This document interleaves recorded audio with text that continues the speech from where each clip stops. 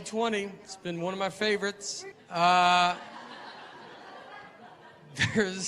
can tell you one thing that is canceled for sure. Coughing in public, that's over. You go to a restaurant and just drink water wrong. You just got to get up and go to your car and drive home. The whole restaurant just stares at you. It's going to be hardest on my parents, because my parents, there's nothing more they love than coughing in public. It's one of their favorite things to do. I mean, I haven't had a conversation with my dad in 10 years without him choking the whole time. And you have to go, every time you go to a restaurant too, now they take your temperature. It's just a teenager that doesn't know what he's doing. Doesn't even hold it up near my head. He's just like, 45 degrees, you're good. You're like, am I? He's not even fazed by it. He's like, I'm like, dude, I think I'm dead. I should go to the hospital. Everybody acts like they've already had COVID too. Everybody's like, I think I had it in February. You're like, did you? They're like, I think so. I remember I sneezed a lot one week, and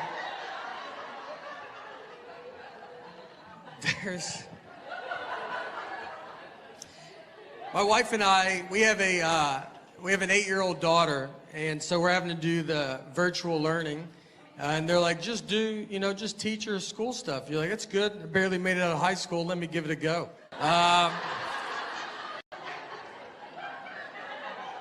And she's doing Common Core math. She brought home new math. That's what they want us to do. I don't even know what this math is.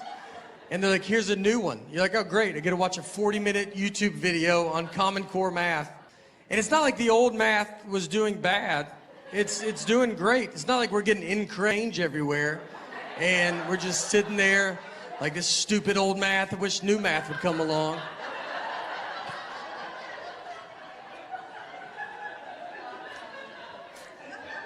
If you don't know Common Core math, it's just basically a long way to get to the same answer.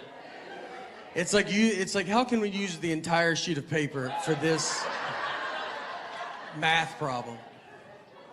And even when you break it down, you see old math sneak in there. I mean, you're like, that was old math right there. Just do that at the beginning, and we won't even have to be in this.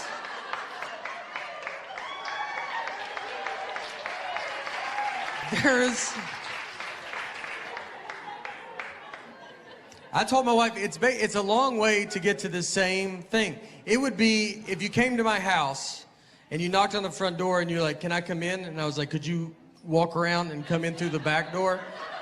And you would be like, does the front door not work? And he's like, it works. It works fine. I use it. Most people still use it. But the new way is to go up the fence, come in the back, and then meet me back here.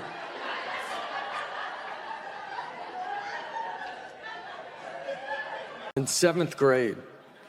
That's how. And I thought it was a waste of my time.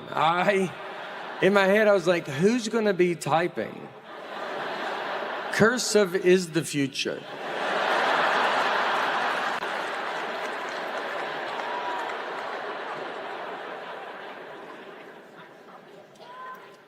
That's why I like, there's the future. I don't know what's going on. I don't know technology. I don't know what AI is. I don't think you get to know what AI is and also see a donkey jump off a high dive. I think it was one or the other, and I saw the donkey, so I'm out.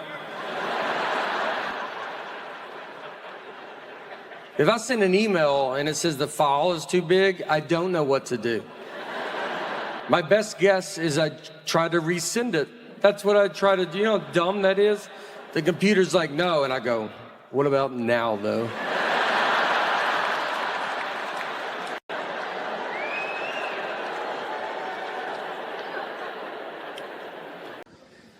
I don't think things through. That's the message tonight, guys. There's no message. But if there was, it's I don't think things through. No. I'm a huge Vanderbilt fan, and I think a couple of us, it's a storm is coming together. I did not go to Vanderbilt too. Vanderbilt asked me to say that. And I was like, I think people know, and they go, we do too, but just say it also. Vanderbilt went to their first bowl game in football in like 20 years, in 2008. And so we all go to it. We're very excited. It's at Tennessee Titans Stadium. So me and a bunch of buddies get together. We go tailgate. We get cornhole, a grill. Like we're going all out. And my ticket was at will call. So I was like, look, I gotta go get my ticket. I'll be right back. So I go get my ticket. And before the lady gives it to me, she ripped it, which means you have to go in. And it was, a full 3 hours before the game starts. I was like, I don't want to go in yet, And she's like, you have to go. And I just walked in to just an empty stadium, 60,000 empty seats. I go to my seat. I don't even just go to I went to like the one I'm supposed to go to, like a loser. The players are like in jeans. They're not even dressed yet. I was like, I'm real excited for the game. I like started them. They're like, oh, I didn't even know anybody was in here. Did you go to Vandy? I was like, you would think with how early I'm here, but I also think if I went to Vandy, I wouldn't be in the situation that I'm in. I walked to the top of the stadium and just watched my friends I just set up at the very top. And I was like, I'm already in, guys. Yeah, I decided to save our numbered seats. Nothing was open. I stood in front of a concession stand like I was waiting for an iPhone to come out. Just that gate was down. I'm just like already trying to figure out what I'm gonna eat. And they came and opened it, and one side got stuck, and I helped them. I go, I'll get that. So I helped them open it. They're like, oh, do you work here? I was like, I've been here a little bit longer than you have. So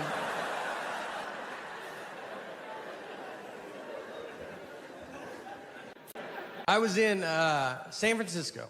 And I bet there's a bunch of fun coffee places.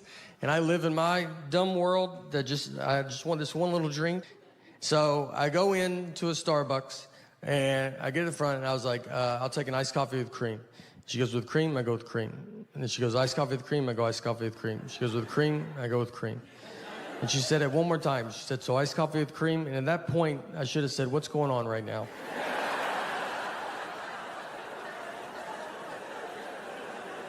Where are you at in your head? Because I feel like we're in two different places. But I was nervous, and there was people behind me, and I was like, cream or no cream? Honestly, I'll give you $20 if you let me leave right now. I cannot, this is the most I can talk about this. I don't even know what's happening anymore. So I paid. I go stand in line, where you gotta wait for your drink. There's like 5 of us waiting for our drinks. So she puts the iced coffee up there first, no cream. And I was like, whatever. I'll just do it myself, Like I don't like doing it myself, but I was like, all right, I'll just do it. So before I could get it, she's walked back with a can of whipped cream and she's shaking it. And I'm just looking at it, like thinking that's someone else's. I'm like, someone's getting whipped cream. That's fun. One of you guys are getting whipped cream? And I look down and she starts spraying the whipped cream on top of my iced coffee. She just yells out, iced coffee, whipped cream, yells it out. The other 4 turn their back, like they don't want you to accidentally think that's what they ordered. And I'm just left alone, like, that's what you thought I said over there? You don't think I would have said iced coffee with whipped cream? You think I'm just some nut job? It's like, I've had too many problems in this Starbucks, so I'm going to use the words that I want and no other words. Iced coffee, whipped cream cup. And they didn't have a top for it, so whipped cream, it doesn't sink and become less embarrassing. It moves. It's like a buoy in an ocean that everybody sees. I'm just walking through the crowd like, this is my favorite drink. I don't know if you guys drink this at all. Is anybody? Nobody does this? I'm surprised. And I walked outside and threw it away and tried again at a different Starbucks. All right, thank you, God. I can't thank you. At a restaurant, that a stranger walked up and goes, that's a lot of ketchup.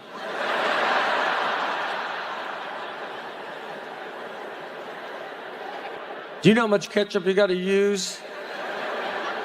That guy doesn't want to get involved,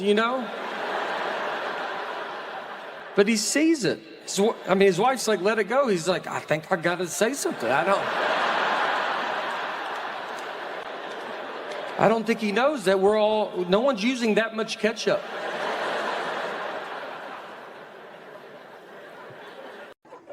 Doing those driving shows were fun.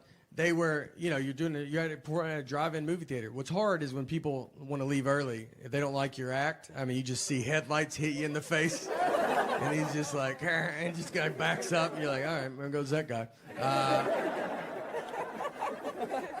I did one Zoom show, and it was just, I mean, it's just your face on it. And right before we get started, I just hear someone say, I don't know, it's some stupid comedy thing, and it's just... What's that? What'd she say? Just helicopters all day. That's an outside show. The next special is LAX. It's going to be a good time.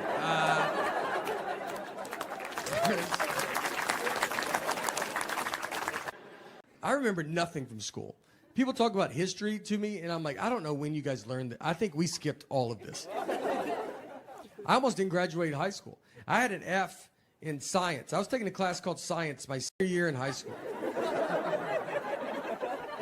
I mean, I had an F, and my dad went and talked to the teacher and just said, look, just give him a D. He's not going to do science stuff. And the teacher agreed to it. She was that confident I wouldn't touch the science world. We took ACTs, and I got a 17 on it. And if you don't ACTs, I mean, 18 is, they're like, that's not good, man, but you made it. 17, they're like, are you enrolled in this school? Like, what are you doing? The only thing I remember is in 7th grade, we had a kid fist fight PE teacher. That stuck with me. I mean, he was too old to be in 7th grade. He drove to 7th grade. If you're a 7th grade teacher and one of the kids drives, you just know you got to fight that kid one day. Like, I mean, it's just happening. Like, you.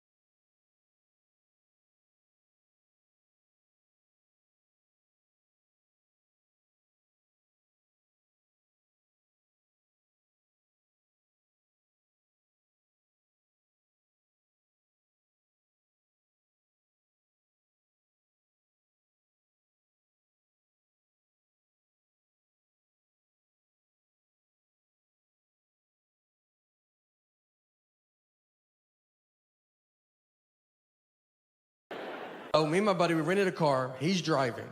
On the way out there, I see a dead horse just laid out in this guy's yard. And I've never seen that before. And I was like, man, I bet you don't think about that when you buy a horse, it dying. You know, what do? That's a huge thing, dying in your yard. You can't just shoot it off into the woods with your foot and try to get another one that matches before the kids come home. You have to tell your wife to keep the kids away for a month. You got to Google how to move a dead horse. You got to probably try to get another horse to help you do it. And that's not easy. That's what the blinders were invented for, because it's like, just look ahead. Don't worry about what's going on back. No, look. You got to get your friends to help you do it, and you can't spill the beans too quick on that. You think it's hard for them to help you move a couch? Try a dead horse. You gotta lie to them, like, we're getting a divorce. Just come over, bring your truck and some gloves. And when they get there, let me tell you, they're gonna see it, all right? Everybody saw it. It was next to the road. And they're gonna pull into that driveway and just be like, I don't think they're getting a divorce at all. I think we're here to move that dead horse is what I think. Let's let him bring it up, all right? Make him ask. But I'll be shocked if we don't touch that dead horse today.